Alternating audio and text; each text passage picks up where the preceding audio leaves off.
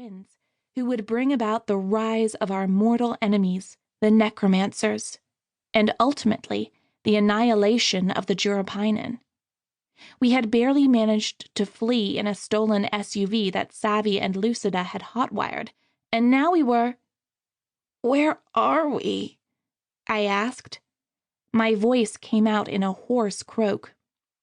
"Is she awake?" came another, much softer voice. I turned my head and saw Hannah's anxious face mere inches from my own.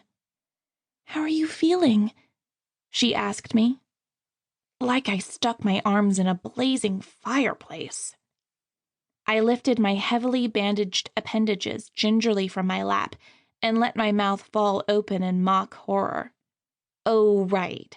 I did stick my arms into a blazing fireplace. Hannah attempted a weak smile, but I knew she was only doing it to humor me. "Okay, but seriously, how do you feel?" she asked again. Seriously? Like I would gladly consume every painkiller on God's green earth. I answered. "How do I look?" "Awful, but a quick trip to the hairdresser and a wardrobe intervention would cure that real quick," said Milo, popping through the seat beside me. "Didn't we leave you back in the inferno?" "Shucks, I meant to," I said.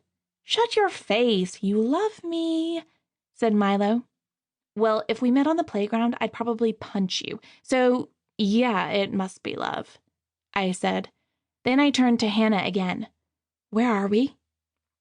"Just outside of London proper," Finn answered. I looked more carefully around me. The car had stopped, although the engine was still running. We had pulled into a cobblestoned alley beside a grubby-looking pub. The front passenger side door hung wide open, and I could see Savvy lounging against a brick wall and savoring a cigarette with obvious relish.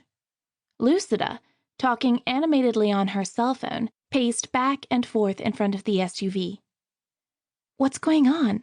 Why have we stopped?" I asked. "Lucida said we need to switch vehicles.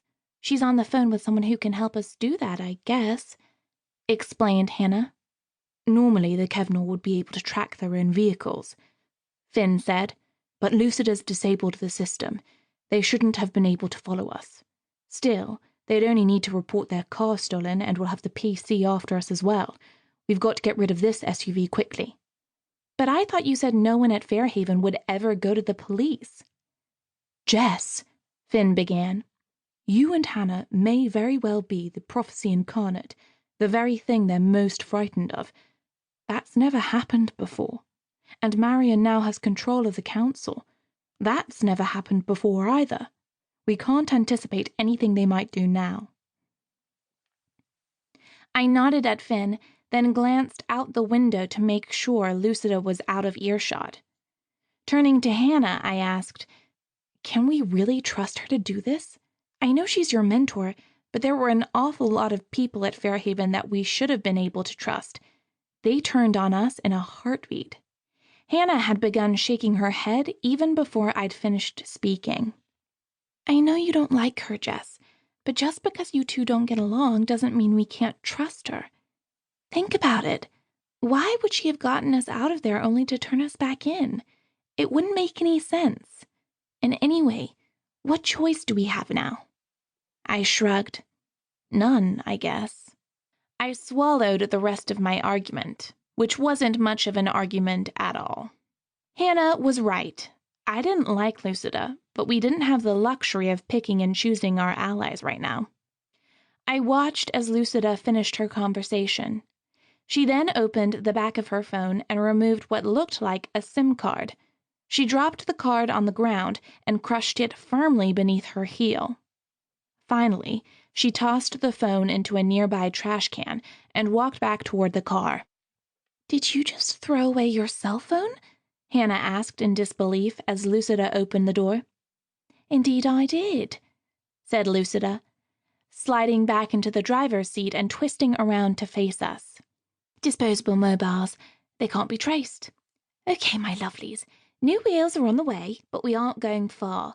The best course is to get you lost in the city. To keep listening to this audiobook, I've left you a link in the description so you can do it, at no cost thanks to Audible's 30-day free trial.